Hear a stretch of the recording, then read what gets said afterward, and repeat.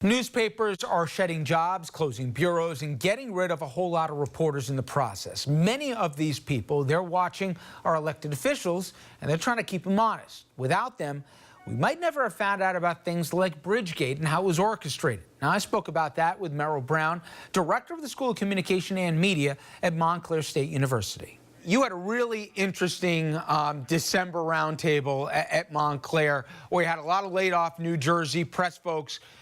And you heard some interesting and common stories, not just about uncertain futures, but also where they viewed an industry that came in and where it is right now. Give an idea of what people are worried about, why they went to journalism school and what they're leaving behind.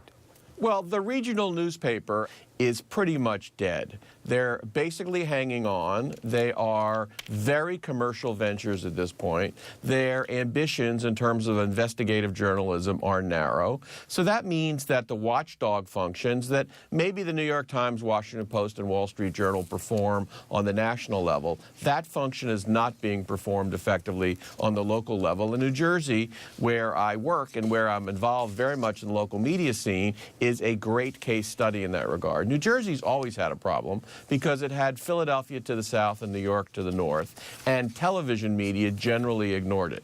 But it did have strong local newspapers. Those newspapers are not what they once were by any stretch of the imagination, and many smaller papers are basically shuttered at this point. Well, there are an outcrop of the ProPublicas and the Marshall Projects, largely privately funded with deep-pocketed donors to try and do some of the investigative journalism.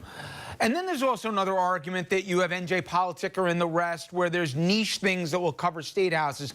But in reality, that's a fraction of what's needed, right? That's exactly right. And what I'm calling for in pieces I've written and in that interview, for instance, is a renewed interest on the part of both investors and philanthropists in this category. If you ask philanthropists and foundations about their priority list, journalism and local journalism in particular are way down those lists, and we need to get them higher on those lists because that's really the solution to the problem. If you look at what Jeff Bezos has done with the Washington Post, a very wealthy man who chose to make an investment in a newspaper, he's not making it to have a giant return on his capital. He's doing it hopefully to break even from his point of view, but also to make a real difference in the world we live in. That's an example of money put to good use, just as the money that funded a nonprofit ProPublica is money put to good use.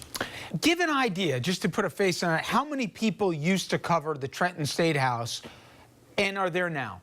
Well, it's gone from several dozen to a single digit. I don't have those numbers right in my hand, but there are many newspapers that either have pulled out of Trenton or given up on it in other ways, and it's a very important phenomenon around the country. State houses are not covered. Some startups have tried to get at that problem. There are freelancers who do it, but by and large, state houses are not covered. And as we know from what's happened in state legislatures and the fact that they've turned so Republican, there's a lot going on in state houses these days that's parallel to what's about to go on in Washington that merits scrutiny. Times used to have multiple bureaus throughout the state of New Jersey. Doesn't have one single beat reporter for the entire state now. But put to a face this Bridgegate and even the chairman's flight, the Bergen Record broke both those stories. We have a relationship with them as well. There's an open question after all the cuts and under the current constitutions, the chance that that story might have gotten past the media altogether and not have gotten caught. It's a legitimate question, isn't it? Well, it's a legitimate question, and it's a fair one to ask, but the calamity that consumers faced when they tried to cross that bridge started to get a lot of attention in a lot of ways. It's not like it was subterranean. It was a visible, perplexing problem, and I would like to think that the Record or the Star-Ledger or other entities in New Jersey might have stumbled upon that one. That said, it took investigative reporting to get beneath that story and beneath the consumer component of it, and investigative reporting is diminished in New Jersey and everywhere else. And again, we need new entities. There's one in New Jersey called New Jersey Spotlight, which does an extremely good job of analysis of issues like that, and we need more spotlights. Finally, Merrill, I'm curious. Undergraduate comes in and they say, Professor Brown, I'm a little bit worried if I'm going into journalism here, what I'm going to find when I graduate. What will you tell them?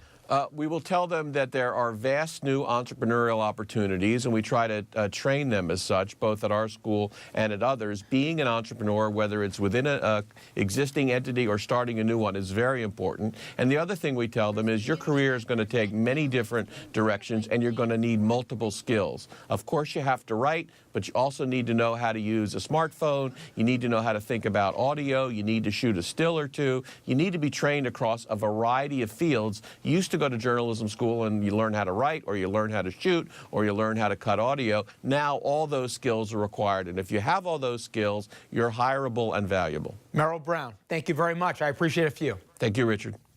And up next, we'll put a human face on this situation and talk to someone who's been personally impacted, none other than our good friend Phil Reisman, who worked for the Journal News for nearly 4 decades. He'll join us in studio.